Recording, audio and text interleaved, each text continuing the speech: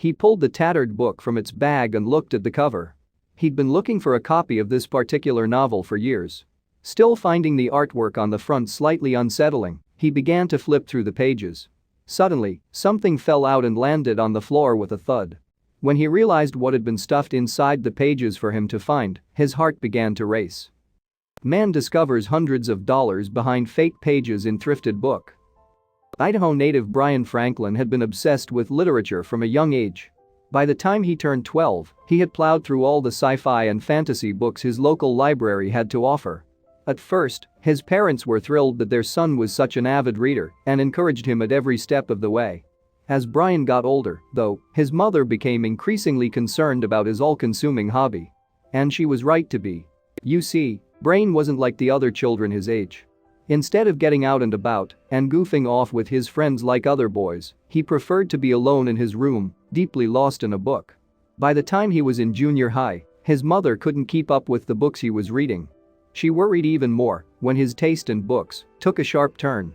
In high school, Brian's grades began to fall, and getting him up for school was becoming a chore.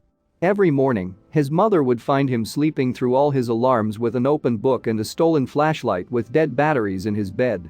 By now, he had an extensive collection, and he had become obsessed with dark literature and banned books. His mother could see he was receding from the outside world, but she had no idea what to do about it. One day, she snapped. Brian's mother worried about the books he was reading.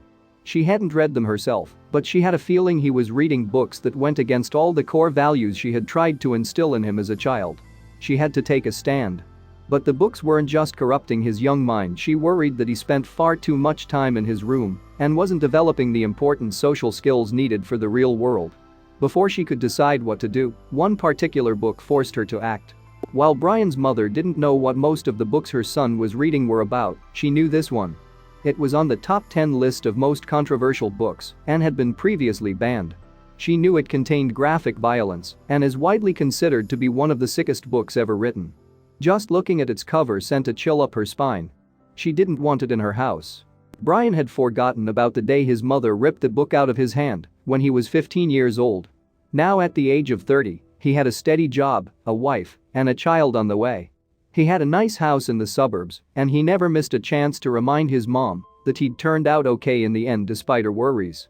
But soon, that memory would come rushing back. Brian was running some errands in town when he found his feet taking him to the Goodwill store a block away. He hadn't shaken his book addiction as an adult, despite his mother's efforts. He loved nothing more than to browse through the old, dusty novels, flick through their yellowing pages, and wonder about the lives of the people who had donated them. He almost felt one book's presence on the shelf right away. Brian couldn't believe it. He'd found the book he'd been searching for so many years. He was immediately transported back to when he had first encountered it when he was just 15 years old. The book's presence on the shelf was almost audible, as if it was calling out to him. The cover he recognized so well depicted flames, with a mouth twisted into a hellish scream below. No wonder his mother had detested it. It was Anthony Burgess's 1962 cult classic, A Clockwork Orange, the very book that had prompted his mother to lose her mind. When he had first spotted it in a bookstore at 15, he already knew he wouldn't be allowed to keep it. But he still bought it. It had been irresistible. As he walked past his mother, who was sitting in the living room, he held the shopping bag protectively tucked under his arm. She asked him what he'd bought and all hell broke loose. His mother ripped the book from his hands with a shocked look on her face. He hadn't been sure if she had watched Stanley Kubrick's movie adaptation of the novel, but she definitely knew enough about this book to know that she didn't want it under her roof. She was shocked by the book's subject matter. But she was even more shocked that her son wanted to read it. After she ripped the offending book into pieces, Brian never had the chance to read it again. Until now. Brian never really forgave his mother for that. But he loved her. Not wanting to alarm or disappoint her further, he resolved to focus more on his studies until he moved out of her house. Now, as 30-year-old Brian handed the book to the cashier to ring up, he broke out into a sweat the same way he had all those years ago. He felt 15 again. Of course, he had no idea there was something hidden inside it this time. Brian was ecstatic about his purchase. He had built up a considerable book collection over the years, and he couldn't wait to add this one to his shelf. It was special.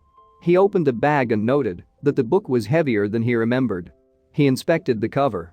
It was a bit tattered, but it still unnerved him for some strange reason. He opened it and began to flip through its yellowing pages. Suddenly, something fell out with a thud and landed on the floor. Brian couldn't believe his eyes. When he realized what had fallen out of the book, his heart started to race. It was a heavy wad of cash.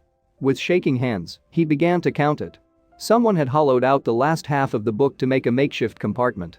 The amount of money that had been inside made him feel less annoyed that the book was unreadable. Brian counted the money again. The $100 bills totaled a whopping $5,000. But now, he found himself in a moral quandary. Should he return the money to the charity shop or keep it? Heaven knows, $5,000 would be immensely helpful with the baby on the way. But he didn't have to think about it long. Without more than fleeting temptation, he gathered the cash up and returned it to the Goodwill store, his moral compass intact. Thanks for watching, and don't forget to like and subscribe.